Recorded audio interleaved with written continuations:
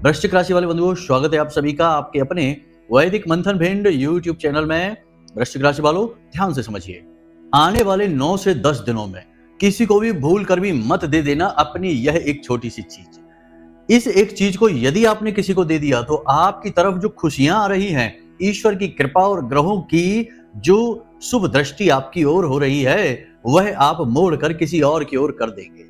यही होता है ज्योतिष का एक बहुत ही गोल्डन रूल है कि जो भी ग्रह आपके जीवन में शुभ फल दे रहे हैं, हम उन ग्रहों से जुड़ी हुई चीजें कभी किसी को नहीं देते हैं, ना ही उपहार में, ना ही किसी को यूं ही प्रयोग करने के लिए और ना ही उधारी में, क्योंकि वे चीजें आपके जीवन में खुशियां लेकर आ रही हैं। शुभ ग्रहों की शुभ दृष्टि आपके जीवन में लेकर आ रही हैं और आपके दुख तकलीफ दूर होने का अब समय आ गया है। ऐसे में यदि आपने वे चीजें किसी और को पकड़ा दी तो आप अपने जीवन की बरकत, खुशियां और तरक्की किसी और को पकड़ा देंगे और आप ज्यों के त्यों खड़े रह जाएंगे। याद रखना बंधुओं कि जीवन में कभी कभी ऐसा समय आता है जबकि हमारे जीवन में ग्रहों की शुभ दृष्टि, विशेष ग्रहों की शुभ दृष्टियां पड़ना शुरू होती हैं, जिनके माध्यम से ईश्वरीय कृपा और आशीर्वाद हमारे जीवन में आते हैं। अब ध्यान से समझिए कि जब हमारे जीवन में शक्तिशाली शुभ ग्रह, देव ग्रह मजबूत होते हैं हमारी कुंडली में और आज की चलित कुंडली में और जन्म कुंडली में, तो हमारे ऊपर दैवीय कृपा अपने आप होने लगती है। लेकिन जब नकारात्मक ग्रह बली हो जाते हैं, जैसे राहु, केतु, शनि और मंगल, तो हमारे जीवन में नकारात्मक ऊर्जाएं अपने आप आकर्षित होने लगती हैं। यह बिल्कुल वैसा ही है जैसे कि हमारे पास जो ऊर्जा है, हम उसी प्रकार की ऊर्जा को अपनी ओर खींचने लगते हैं, बिल्कुल चुंबकत्व की तरह। तो अब समझने वाली बात यहाँ पर यह है कि यदि आपके जीवन में खुशियां आ रही हैं तो आपको बहुत सावधान रहना है। कुछ चीजों को लेकर बहुत सतर्क रहना है। कुछ कार्य हैं जो आपको भूल कर भी नहीं करने हैं इन 9 से 10 दिनों में। कुछ चीजें हैं जिनका लेन देन भूल कर भी नहीं करना है और खास तौर से इस एक चीज का लेन देन तो भूल कर भी नहीं करना है। ठीक इसके विपरीत कुछ चीजें ऐसी हैं जो आपको जानबूझकर किसी को दे देनी चाहिए। इससे आपके जीवन की नकारात्मकता चली जाती है, किसी और के पास चली जाती है। कहने का मतलब यह है कि उसके जीवन में कोई परेशानी नहीं आएगी, उसका विनाश नहीं होगा, क्योंकि उसकी ग्रहों की स्थितियां उसे संभाल लेंगी। लेकिन आपके जीवन की जो दुर्गति है, परेशानी है, वह जरूर चली जाएगी। तो बंधुओं, आज का यह जो कार्यक्रम है, इसी कार्यक्रम में हम आपको आपके जीवन की ग्रह दशाओं के अनुसार किन चीजों का आपको लेन देन अगले 9 से 10 दिनों में नहीं करना है भूल कर भी, किन चीजों को आपको देना है किसी और को, और कौन से वे कार्य हैं जो आपको भूल कर भी नहीं करने हैं, इन 9 से 10 दिनों में सारी बातें विस्तार से बताने वाले हैं। इसी के साथ साथ एक ऐसा भयंकर दोष जिसे हम पितृ दोष कहते हैं।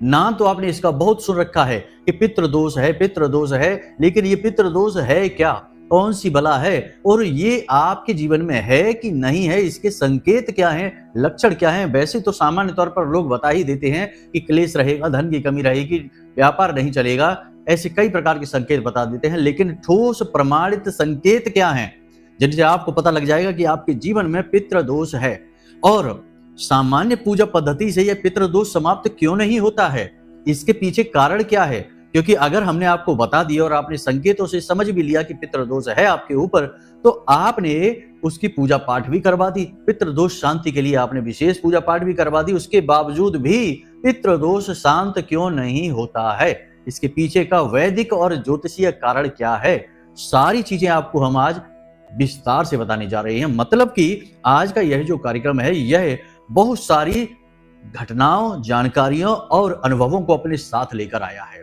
आपका धर्म है कि आप ऐसे बहुमूल्य कार्यक्रमों को अंत तक अवश्य देखें, क्योंकि ये जो कार्यक्रम होते हैं, ये जीवन में क्रांतिकारी बदलाव लाने वाले कार्यक्रम होते हैं और शुद्ध रूप में केवल और केवल जीवन की उन्नति को लाने के लिए तैयार किए जाते हैं। नाम मात्र भी इधर उधर की जानकारी, इधर उधर की बातें नहीं होती हैं हमारे कार्यक्रम में। हम मूल रूप से एक ही विषय को पकड़ते हैं और अच्छी तरह से उसकी सफाई कर डालते हैं और एक एक तार खोलकर आपको पकड़ा देते हैं। अब आप कितना बेहतर तरीके से इस ज्ञान का उपयोग कर पाते हैं, यह आपके ऊपर है। तो कहने का मतलब यह है कि जब आप पूरे ध्यान के साथ ठंडे दिमाग से कार्यक्रम को देखेंगे, तभी तो आपको हमारी बातें समझ में आएंगी, क्योंकि कुछ बातें बीच में कठिन हो जाती हैं, एक दूसरे से जुड़ी हुई बातें हैं, तो कभी कभी आप भ्रमित हो जाते हैं कि कहां पहुंच गए, हम क्या बता रहे हैं। तो कहने का मतलब यह है कि पूरा ध्यान, पूरा चित्त आपका कार्यक्रम की ओर होना चाहिए। इसे कोई हल्का और मामूली कार्यक्रम समझने की भूल नहीं कर बैठना, वरना आपको बहुत पछताना पड़ेगा, क्योंकि आने वाला समय कठिन बहुत है और इस कठिन समय में आपको बहुत संभल कर चलना होता है। जब समय कठिन होता है तो संभल कर चलना, फूक फूक कर चलना और अनावश्यक गतिविधियों को ना करना सबसे ज्यादा चतुराईपूर्ण तरीका माना जाता है और इसी को आपको हम सिखाना चाहते हैं इस कार्यक्रम के माध्यम से। तो उम्मीद करते हैं कि आपको सारी बातें हमारी समझ में आ गई हैं। अब आप कार्यक्रम में अंत तक अवश्य ठहरेंगे। अब यदि आपको 2 मिनट वाला ज्ञान चाहिए कि जल्दी से पॉइंट पर आ जाओ, जल्दी से 2 मिनट में बातें बता दो, तो आप गलत जगह आ गए हैं। हमारे यहाँ इस तरह काम नहीं होता। हम शुरू से लेकर अंत तक यानी जड़ से लेकर और ऊपर चोटी तक का सारा ज्ञान देते हैं और एक एक करके हर बात को विस्तार से समझाते हैं ताकि कोई मन में डाउट ना रह जाए, कोई कमी ना छूट जाए कि बात आपने सुन भी ली, मान भी ली, तब भी काम ना हुआ। ऐसी कोई बात नहीं होगी। इसलिए हम चीजों को थोड़ा सा आगे खींच कर ले जाते हैं, लंबा कार्यक्रम बनाते हैं ताकि कोई गुंजाइश ही ना रह जाए। तो टाइम पास वाले, 2 मिनट वाले और छोटे छोटे चुटकुले और जोक पर हंसने वाले और जीवन की दुख तकलीफों में हर वक्त बस रोने वाले, कुछ करने वाले नहीं, ऐसे नाकारे लोग इस कार्यक्रम को त्याग दें। इनसे निवेदन है हमारा कि आप जाइए कहीं कॉमेडी वीडियो देखिए। आप लोगों के लिए अभी ये कार्यक्रम नहीं है, फिर कभी देखना। तो कहने का मतलब यह है कि यहाँ शुद्ध और बुद्ध ज्ञानवान लोगों की आवश्यकता है जो सचमुच में जीवन में क्रांति लाना चाहते हैं। उम्मीद करते हैं आप हमारी बातों को समझ रहे हैं और हो सकता है कि थोड़ी हमारी वाणी कठोर हो गई हो, लेकिन कुछ लोग ऐसे अटपटे प्रश्न और ऐसे अटपटे सवाल पूछ लेते हैं जिनको सुनकर ही आश्चर्य होता है कि ऐसे लोग किस दुनिया में जी रहे हैं। आगे हम आपको बताएंगे कुछ प्रश्न आप लोगों के ही ऐसे बीच लोग बैठे हैं जो पूछते हैं कि हमें आश्चर्य होता है कि क्या पूछ रहे हैं हमसे। आगे बताएंगे कार्यक्रम में। खैर चलिए अपने मूल विषय को प्रारंभ करते हैं। महामाई को याद करते हुए कमेंट बॉक्स में पूरे भक्ति भाव के साथ लिख डालिए, जय मां भद्रकाली कृपा करो। महामाई निश्चित तौर पर आपके ऊपर कृपा करेंगे, हमें पूर्ण विश्वास है। साथ ही साथ यदि मन में माई के लिए सच्चा भाव है तो कमेंट में यह भी लिख दीजिए कि मैं भी माई के परिवार का हिस्सा हूं, क्योंकि ये कार्यक्रम महामाई के धाम से ही प्रसारित हो रहे हैं। उन्हीं की कृपा और आशीर्वाद से आप तक पहुंच पा रहे हैं। तो बस लिख डालिए। चलिए अपने अब मूल विषय को शुरू करते हैं। प्यारे मित्रों, हमारे अत्यंत प्रिय और परम पूज्य अमिताचार्य जी के पास मां बगलामुखी और मां भद्रकाली की साधनाओं का वर्षों का अनुभव है और माता रानी की इनके ऊपर पूर्ण कृपा और सिद्धि है। आचार्य जी ने अपने सटीक कुंडली विश्लेषण और श्रेष्ठतम उपायों के माध्यम से हजारों लोगों के जीवन को खुशियों से भरा है। आचार्य जी का कुंडली विश्लेषण और उपाय करवाने का तरीका इतना अद्भुत है कि जीवन के हर एक दुख और कष्ट का कारण जड़ से ही समाप्त हो जाता है। फिर समस्या चाहे जैसी भी हो, कर्जा बहुत बढ़ गया हो, व्यापार चल नहीं रहा हो, बीमारियों में आप बर्बाद हो चुके हो, रिश्तों में प्रेम समाप्त हो चुका हो, या फिर नौकरी ही ना मिल रही हो, विवाह में देरी होती हो, कैसी भी समस्या हो, इन समस्याओं का कारण क्या है, कौन सी महादशा परेशान कर रही है, कौन सा दोष लगा हुआ है, सब कुछ आचार्य जी इतना सटीक बताते हैं कि वर्षों वर्ष के दुख कुछ ही दिनों में समाप्त हो जाते हैं। अगर आपके जीवन में भी कोई ऐसी संकट की घड़ी है तो यही सही समय है जब आप पूज्य आचार्य जी के हाथों से अपनी कुंडली का विश्लेषण करवाएं और वर्षों से चल रहे दुखों और संकटों के इस चक्र से बाहर निकल जाए। प्यारे मित्रों, अभी वीडियो में दिए गए नंबरों पर फोन करिए और अपनी कुंडली का श्रेष्ठतम आकलन करवा डालिए। जिंदगी बदलने का ये सबसे बड़ा मौका हाथ से मत जाने दीजिएगा। जय माई की। महामाई आपका कल्याण करे।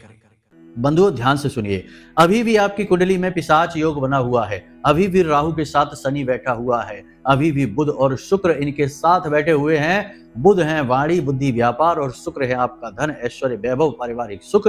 सब इन पापी ग्रहों की चपेट में आया हुआ है और अभी आपको बहुत संभल कर चलने की आवश्यकता है। हालांकि कुछ पॉजिटिव एनर्जी आपके जीवन में जरूर आई है सूर्य देवता की गोचर की वजह से, साथ ही साथ गुरु ग्रह के नक्षत्र परिवर्तन की वजह से भी पॉजिटिव एनर्जी आपके जीवन में आई है। लेकिन अभी आपको ज्यादा गति से आगे बढ़ने की आवश्यकता नहीं है, ज्यादा जोश में आकर फैसले लेने की जरूरत नहीं है। जल्दबाजी में, जोश में आकर और कम प्लानिंग करके बिना सोचे समझे आगे आपको बढ़ने की आवश्यकता नहीं है, वरना चोट खा जाएंगे, नुकसान करवा बैठेंगे। तो सबसे पहले बात करते हैं कि कौन से हैं वो 4 काम जो आपको इन 10 दिनों में भूल कर भी नहीं करने हैं।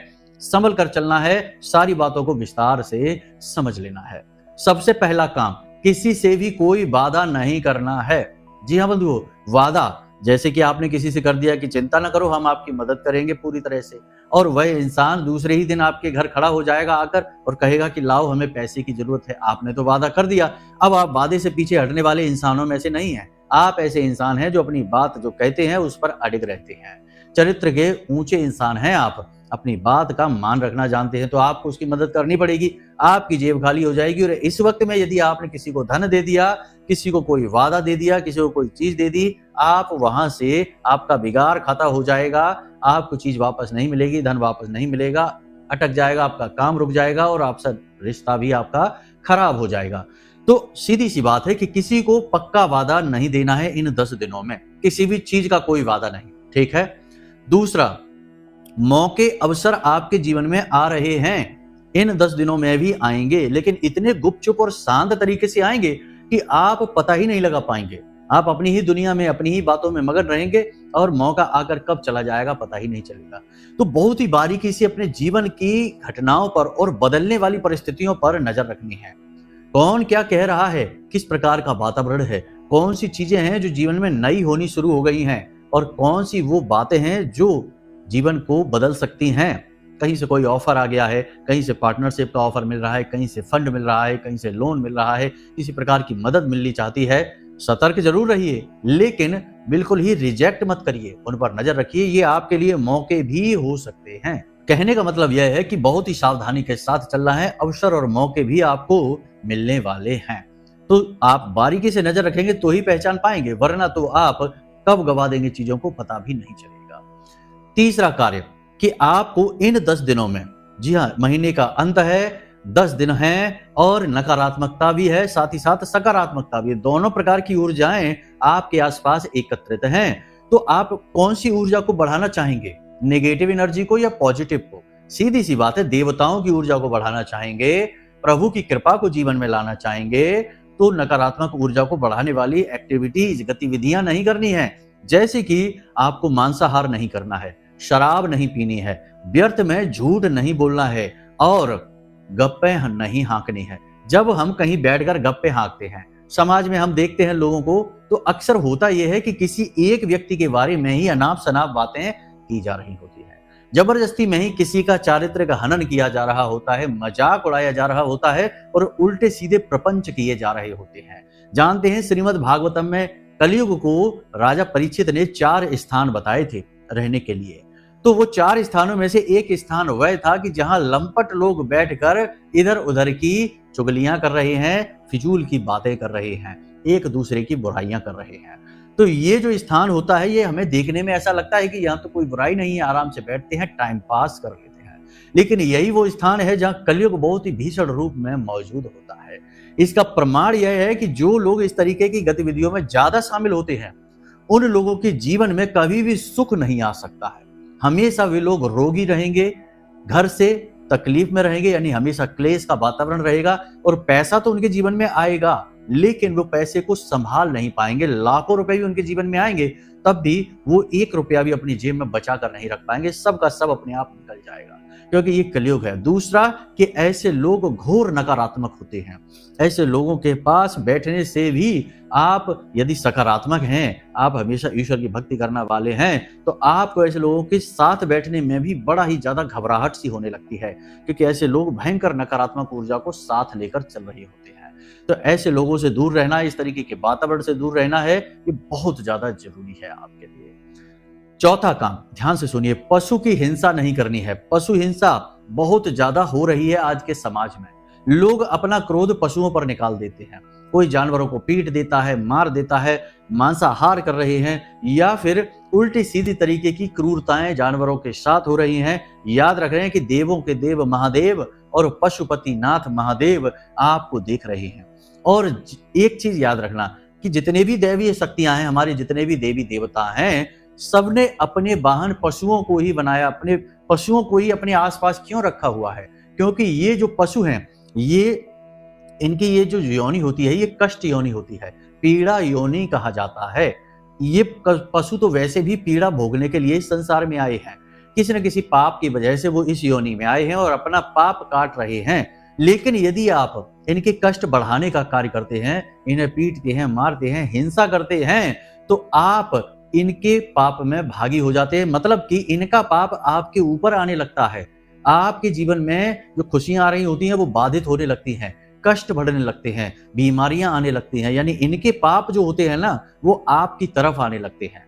इसलिए आपको इनसे दूर रहना है, इनकी सेवा करनी है, इन्हें खाने पीने को देना है, तो इससे आपका पुण्य का घड़ा भरता है और इनकी जो ये योनि है जिसमें ये कष्ट भोगने आए हैं उससे भी इन्हें राहत प्राप्त होती है, तो इनकी आत्मा भी तृप्त होकर आपको आशीर्वाद देती है। याद रखना कि चाहे पशु की आत्मा हो, चाहे चींटी की आत्मा हो, चाहे इंसान की आत्मा हो, आत्मा तो सबकी एक ही है, बस शरीर अलग अलग हैं। तो आत्म तत्व तो सब कुछ जानता है और सब कुछ देख रहा है। हो सकता है कि जो पशु घूम रहा है आज आपके आसपास, पिछले किसी जन्म में वो मानव देह लेकर घूमता हो और उसे सारा ज्ञान हो दुनियादारी का, अध्यात्म का, लेकिन किसी गलती की वजह से आज वह पशु योनि में भटक रहा है। आपने उसे कष्ट पहुंचा दिया तो आपने अपना पाप का घड़ा भर लिया, तो इससे दूर रहना है, ये कर्म आपको नहीं करना है। अंतिम कार्य जो आपको भूल कर भी नहीं करना है इन 10 दिनों में, ध्यान से समझिए, किसी पर भी अंधविश्वास नहीं करना है। धोखा खाएंगे, चोट खाएंगे, पिशाच योग बना है, राहु अति सक्रिय हो जाएगा। आपने जैसे ही किसी के ऊपर विश्वास कर लिया, अंधविश्वास। अब विश्वास आप कहां करते हैं? 3 जगहों पर आप सबसे ज्यादा विश्वास करते हैं। पहला, पैसे रुपए को, जैसे कोई आपका अपना नजदीकी इंसान है, आप पैसे रुपए के मामले में उससे लापरवाह हो जाते हैं, उस पर नजर नहीं रख पाते हैं। जैसे आपका पार्टनर है, आपका भाई है, आपका मित्र है, आपके साथ रुपए के लेन देन को लेकर काम चल रहा है, किसी प्रकार का कोई व्यापार में शामिल है, तो आप रिश्ते का लिहाज करके और विश्वास करने लगते हैं, गहराई से विश्वास करने लगते हैं। ये कार्य आपको नहीं करना है, धोखा मिलेगा, ठीक है। दूसरा कि आप विश्वास कहां करते हैं? आप जब भावनात्मक तौर पर किसी से जुड़ जाते हैं तो अपना दिल खोलकर रख देते हैं, अपने भविष्य की योजनाएं बता देते हैं, अपने छुपे हुए रहस्य बता देते हैं और आपके जीवन में अभी क्या चल रहा है इसे भी आप बता देते हैं। ये नहीं करना है। और तीसरा विश्वास आप क्या करते हैं? तीसरा विश्वास करते हैं रिश्ता जल्दी से जल्दी जोड़ने में। कोई भी व्यक्ति 4 दिन आपके साथ प्रेम से बातें कर ले, उठ ले, बैठ ले, आप उसके साथ रिश्ता समझने लगते हैं। लेकिन ये नहीं समझते कि आज का यह संसार बड़ा ही चालाकी भरा हुआ है। आजकल लोग नजदीक आते हैं, जुड़ते हैं, प्रेम से बातें करते हैं क्योंकि उनका अपना कोई मतलब सिद्ध होना होता है, और अपना मतलब सिद्ध होते ही वे लोग आपसे पीछा छुड़ाकर कब निकल जाएंगे आपको पता भी नहीं चलेगा, फिर आपको दुख होगा। तो ये 3 जगहों पर आप बहुत जल्दी विश्वास करते हैं, अंधा विश्वास करने लगते हैं और फिर धोखा भी आपको इन्हीं 3 जगहों से मिलता है। तो सावधान रहना है। इस समय स्थिति ऐसी नहीं है कि आप किसी पर अंधा विश्वास करें। सतर्क रहना है, धोखेबाजी हो सकती है, फ्रॉड हो सकता है, ठगी आपके साथ हो सकती है। ये 5 कार्य आपको हमने बताए हैं जो आपको भूल कर भी नहीं करने हैं। अब एक कार्य ऐसा है जो आपको लगातार करना है इन पूरे के पूरे 10 दिनों तक। यानी कौन सा कार्य है वो ध्यान से समझिए। प्रतिदिन आपको मंदिर जाना है और मंदिर में जाकर आपको अंशदान करना है। हम हमेशा यही कहते हैं कि मंदिर में जाइए और अंशदान करिए, मंदिर में दान करिए, दान पात्र में डालिए, चाहे छोटी सी रकम डालिए, 5 रुपए डालिए, 10 रुपए डालिए, जितनी आपकी क्षमता सामर्थ्य है अवश्य डालिए। शास्त्र कहते हैं कि हमारी कमाई का, यानी इंसान जितना भी धन कमाता है उसका दशांश उसे धर्म पर खर्च करना चाहिए। धर्म का मतलब है कि पवित्र कार्यों में, दैवीय कार्यों में। अब मानकर चलते हैं कि दशांश तो आज के समय में बहुत हो गया, किसी ने 10,000 रुपए कमाए और 1,000 रुपए यदि वह दान कर देगा तो बेचारे का बजट गड़बड़ा सकता है। तो अब मान लेते हैं कि दशांश नहीं तो एकांश, यानी कि 100 रुपए तो कर सकता है। 10,000 कमाया, 100 रुपए तो दान कर सकते हैं मंदिर में जाकर। तो बस यही वो विधि है।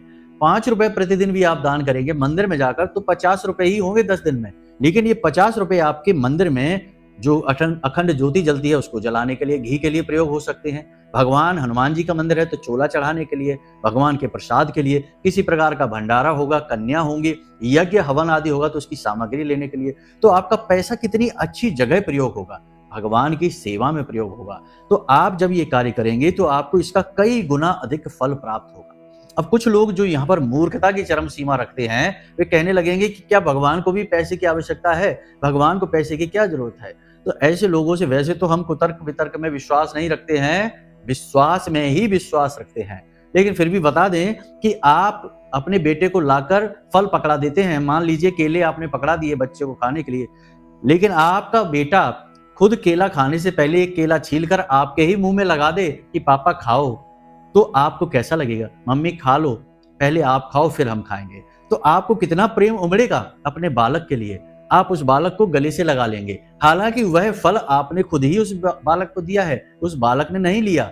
दुकान से नहीं लिया, खरीदा नहीं, उसकी क्षमता नहीं कि वो ले ले, लेकिन आपकी दी हुई वस्तु जब वह आपको वापस देता है तो आपके मन में प्रेम उमड़ता है।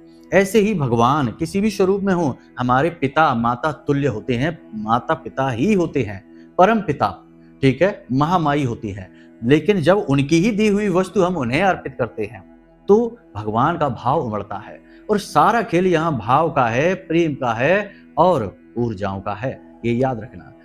तो बस उम्मीद करते हैं कि यहाँ तक आपको सारी बातें समझ में आ गई। अब आप समझिए कि कैसे विचित्र प्रश्न लोग पूछते हैं। हमने अभी शुरू में कार्यक्रम में बोला था कि लोग बड़े बड़े विचित्र प्रश्न पूछने लगते हैं। हमने अपने एक कार्यक्रम में बताया कि हम गाय हमारी माता होती है, हम गाय की सेवा क्यों करते हैं, गाय को हम दान क्यों करते हैं और गाय से कैसे हमारे ग्रहों की ऊर्जाएं सकारात्मक होती हैं। यानी गाय के विषय में हमने बताया तो एक महाशय हमसे प्रश्न करके पूछ रहे कि महाराज जी, अगर गाय हमारी माता है तो क्या सांड को हम अपना पिता कह सकते हैं? अब ये महाराज जी का नाम तो बड़ा ही शुभ था, बहुत ही अच्छा था श्रीमान जी का, लेकिन हमने उनको जवाब नहीं दिया क्योंकि ऐसे जवाब देना ठीक नहीं होता है। लेकिन मानसिकता तो यहाँ से पता चली ही जाती है कि इंसान किस प्रकार की विचारधारा लेकर घूम रहा है और ये सदगति में जाएगा या दुर्गति में जाएगा।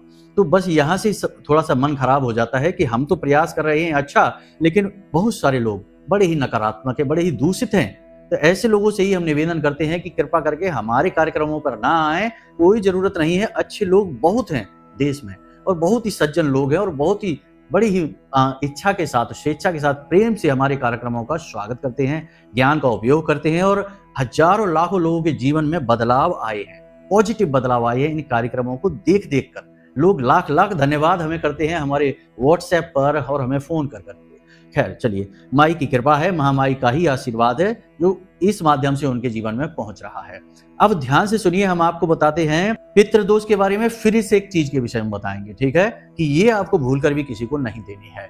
पितृदोष के विषय में, पितृदोष के आपको हम 4 बहुत ही स्पष्ट संकेत बताते हैं और ये 4 संकेत आपके जीवन में, 4 में से यदि 3 भी हैं, 2 भी संकेत हैं, तो समझ जाना कि आपके ऊपर पितृदोष लगा हुआ है। जी हाँ, क्या है वो संकेत, ध्यान से समझिए। सपने में आपको लगातार सांप दिखाई देते हैं।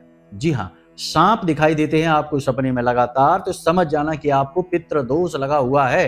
अब लगातार का मतलब है कि हर 2-4 दिन में आपको एक ऐसा सपना आता है जिसमें आपको बार बार सांप दिखाई देते हैं।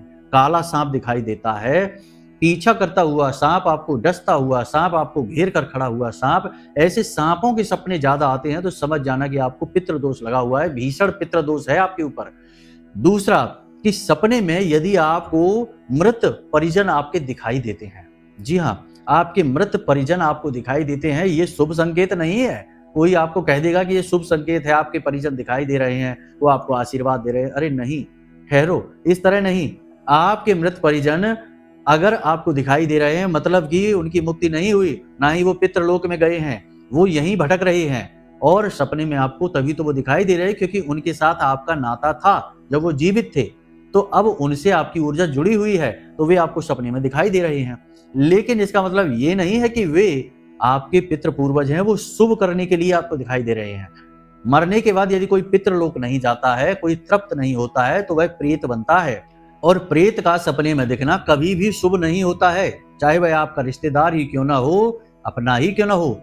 अगर सपने में आपको दिखाई देते हैं कुछ कुछ समय के बाद, समझ जाइए कि आपके ऊपर पितृदोष लगा हुआ है, कुछ ना कुछ गड़बड़ है, समाधान बहुत ज्यादा जरूरी है। चौथा संकेत, आप जब खाना खाते हैं तो खाना खाते समय हर 2-4 दिन में ऐसा होता है कि आपके कौर में, जो आपने निवाला लिया, कौर लिया, उसमें बाल आ जाता है, आपके भोजन में बाल आ जाता है, बार बार आपके भोजन में बाल आता है, हर 2-4 दिन में ऐसा होता है। आप खूब कहते हैं घर की महिलाओं से कि थोड़ा सावधानी से काम करो, खूब सावधानी से काम भी वो करती हैं, फिर भी खाने में बाल आ ही जाता है। यह भी पितृदोष का बड़ा ही पुख्ता प्रमाण है। वैसे तो बहुत सारे और भी प्रमाण हैं, लेकिन वे कंफ्यूजन क्रिएट कर देते हैं। जैसे कि घर के बच्चे ना सुनी करें, अपनी मनमानी करें और उद्यमी उद्दंडी हो जाएं और अपनी मनमानी करने लगें, घर के बड़े बुजुर्गों का सम्मान न करें, माता पिता की बात न माने, तो यह पितृदोष है। घर में कोई बीमारी लगातार बनी रहे तो यह पितृदोष है। धन का आगमन, लाख प्रयासों से भी घर में धन ना आए और धन खूब आए, घर में 4 लोग कमाने वाले हैं तब भी घर में धन का संचय ना हो पाए, धन आ रहा है दूसरी तरफ से जा रहा है, जेबें खाली की खाली ही हैं, खर्चे जो के तो बने हुए हैं, पैसा कहाँ से आ रहा है और कहाँ जा रहा है कुछ पता ही नहीं चल रहा है, ये भी पितृदोष है। तो पितृदोष के वैसे तो बहुत सारे संकेत हैं, लेकिन स्पष्ट संकेत 4 हैं जो हमने आपको बता दिए। इनमें से यदि 2 संकेत भी हैं आपके पास या अभी तक आपने कभी ऐसे सोचा नहीं है, तो अब आप गौर करना आने वाले 10 से 15 दिनों में। यदि आपको ऐसे संकेत लगातार मिल रहे हैं, समझ जाना कि पितृदोष है, निवारण करना बहुत अनिवार्य है। अब निवारण कैसे करेंगे? तो पितृदोष किस ग्रह से आ रहा है, क्योंकि पितृदोष भी अलग अलग प्रकार के होते हैं, अलग अलग स्थिति से बनते हैं। कुंडली से देखकर बेहतर तरीके से पता लगाया जा सकता है, तो आप अपनी कुंडली को दिखवाएं। कुंडली में आपके किस ग्रह से पितृदोष आ रहा है, उस ग्रह से पितृदोष समन का विशेष पद्धति, विशेष उपाय है, क्रियाएं हैं। अगर उन क्रियाओं से ही पितृदोष का समन किया जाएगा तब पितृदोष शांत होता है। ये नहीं कि बस ऐसे ही गए और किसी भी ब्राह्मण से और किसी भी पंडित से कुछ भी जाकर पूजा पाठ करवा के चले आए, पितृदोष का भी शांत नहीं होगा। तुक्केबाजी की पूजा से पितृदोष शांत नहीं होता है, यह विशेष विधि पद्धति और विधान से होता है। ग्रहों के आधार पर होता है पितृदोष, और किस ग्रह से है यह जानना बहुत जरूरी है। और उसी ग्रह की विशेष पद्धति से कुछ विशेष क्रियाएं होती हैं, उन क्रियाओं के माध्यम से पितृदोष को शांत किया जा सकता है। अन्यथा आप खूब पूजा करवाते रहिए। बहुत से लोग हमसे कहते हैं कि गुरुजी हमने तो बहुत पूजा करा ली, नासिक में जाके करा ली, गया करा ली, ये करा लिया, वो करा लिया, श्राद्ध पक्ष में भी खूब पूजा करा दी, सब कुछ करा दिया, पिंडदान तर्पण आदि, लेकिन पितृदोष शांत क्यों नहीं हो रहा? तो इसीलिए तो नहीं हो रहा है क्योंकि आपको पता ही नहीं कि आपको किस ग्रह से पितृदोष आ रहा है, यानी किस प्रकार का पितृदोष है। तो आपको जब बीमारी ही नहीं पता है तो आप दवाई कुछ भी दे रहे हैं उल्टी सीधी, बीमारी कैसे ठीक हो जाएगी? सोचने वाली बात है। देखो बातें स्पष्ट हैं लेकिन कड़वी हैं, क्योंकि सत्य है। सत्य हमेशा कड़वा ही होता है, खास तौर से इस कलयुग में। यहाँ सत्य कड़वा है और झूठ बड़ा ही मीठा और रसीला है। इसीलिए तो बाजार में झूठ खुलेआम धड़ल्ले से बिक रहा है। आप देखिए एस्ट्रोलॉजी के वीडियो में मीठी मीठी बातें करके जाते हैं लोग, और लोगों के जीवन में कुछ हो ही नहीं रहा।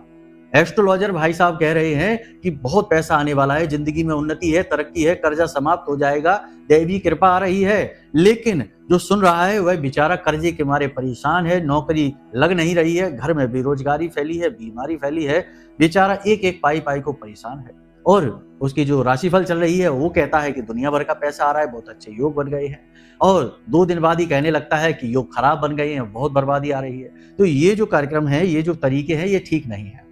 सत्य बताना बहुत जरूरी है। ये कड़वा होता है, हर एक को सुनना पसंद नहीं होता, इसीलिए इसकी आलोचना भी बहुत होती है। हम तो अपना काम कर रहे हैं, आप अपने हिसाब से समझिए चलिए। अब बात करते हैं इस एक चीज की जो आपको भूल कर भी किसी को नहीं देनी है। ध्यान से समझिए, इलेक्ट्रॉनिक चीज या मशीनी कोई भी चीज, यानी मशीनी उपकरण या इलेक्ट्रॉनिक कोई भी आइटम, दोनों ही राहु और शनि से समर्पित हैं। आपको भूल कर भी ये 2 चीजें किसी को नहीं देनी है, किसी को भी प्रयोग के लिए नहीं देनी है, चाहे मित्र हो, आपका भाई हो, कोई भी हो। हाँ, एक बात जरूर है कि ये चीजें आप मंदिर में जाकर दान करेंगे अगले 10 दिनों में, 9-10 दिनों में, तो आपको बहुत अधिक लाभ प्राप्त होगा। ठीक है, क्योंकि ये पिशाच योग को कहीं ना कहीं किसी न किसी प्रकार से थोड़ा सा कमजोर कर देगा। नकारात्मक ग्रह योगों से जुड़ी चीजें जब हम मंदिर में जाकर दान कर देते हैं तो उनका प्रभाव कमजोर पड़ जाता है, क्योंकि ग्रहों से ऊपर देवी देवता हैं। तभी तो हर एक राशि के जो ग्रह होते हैं उन ग्रहों के आराध्य भी होते हैं। मंगल के हनुमान जी हैं, गुरु के नारायण हैं, और शनि देव के भोलेनाथ हैं, शिव जी हैं। तो ऐसे करके आप समझ रहे हैं ना सारी बातें। तो ये सारी बातें हमने आपको विस्तार से इस कार्यक्रम में समझाई हैं। आपको सारी बातें ठंडे दिमाग से समझनी है, और 10 दिनों का पूरा रोड मैप हमने आपको दे दिया है। कल के कार्यक्रम में हम आपको विशेष तौर पर यह बताएंगे कि क्यों लाख प्रयास करने के बाद भी, अच्छा स्वभाव, अच्छी आदतें और पूजा पाठ भक्ति करने के बावजूद भी जीवन में दुख दूर नहीं होता है। इसका विशेष कारण क्या है और निवारण का विशेष वैदिक सूत्र क्या है। ऐसा महाशक्तिशाली उपाय हम आपको बताएंगे जिससे सचमुच में धन वर्षा ही होगी। 24 दिनों के अंदर अंदर आप अमीर बन जाएंगे, बस उस उपाय को अच्छी तरीके से कर लेना। गारंटी के साथ हम आपको कहते हैं, पुराणों से लिया गया महाशक्तिशाली और बेहद गुप्त उपाय है। कोई नहीं बताता इस उपाय को, क्योंकि लोग पैसे लेकर बताते हैं चीजें। हम आपको माई की सेवा में देंगे। तो अगले कार्यक्रम को पूरा अवश्य देख लेना, अंत तक देखना।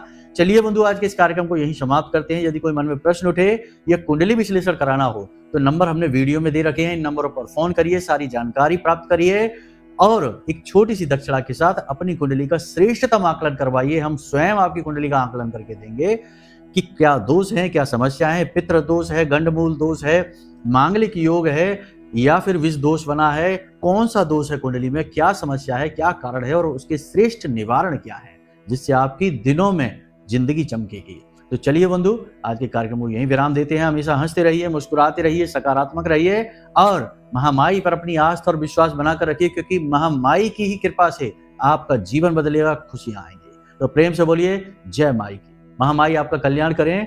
धन्यवाद।